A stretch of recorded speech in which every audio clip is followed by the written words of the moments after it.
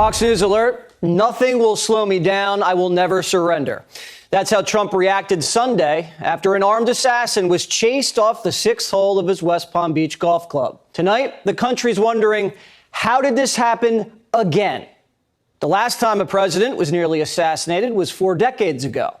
And Trump was almost taken out twice in one summer. Even the officer who arrested the assassin's asking questions. What we're finding out is he's not from this area, which of course raises the bigger question is, how does a guy from not here get all the way to Trump International, realize that the president, former president of the United States, is golfing and is able to get a rifle in that vicinity? I think that's the question the FBI, the Secret Service are laser focused on today. Is this guy part of a conspiracy? Is he a lone gunman? If he's a lone gunman, President Trump is that much safer because we have him.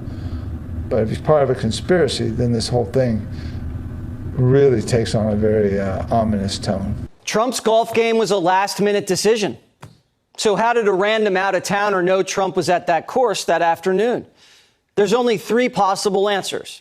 The former assistant director at the FBI says he guessed and got very lucky.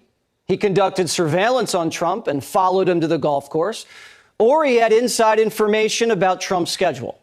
The last answer is scary and has implications that another person was involved. The FBI says 58-year-old Ryan Ruth is a roofer who maintains residencies in North Carolina and Hawaii. This individual was staked out by the fence line of the golf course for over 12 hours, waiting to take his shot. He had a scoped SKS rifle with a shaved-off serial number, 2 backpacks, and 2 cameras. The guy was ready for action. But where did he get the gun from?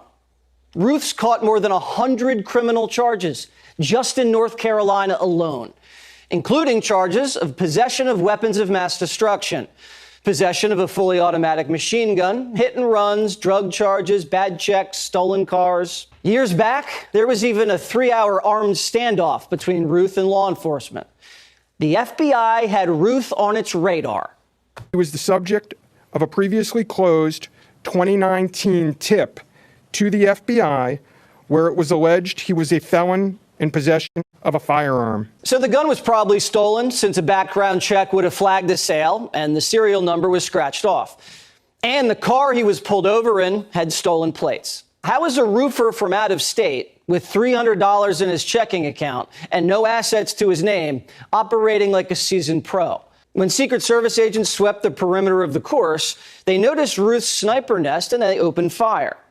Ruth wasn't hit and fled the scene and hopped in his Nissan heading north on 95. But thankfully, a wide-eyed local snapped photos of his car. A bulletin went out and sheriff deputies pulled him over 45 minutes north of West Palm. Driver, take 2 steps to your right. Take 2 steps to your right. Driver, walk straight back. Keep that long.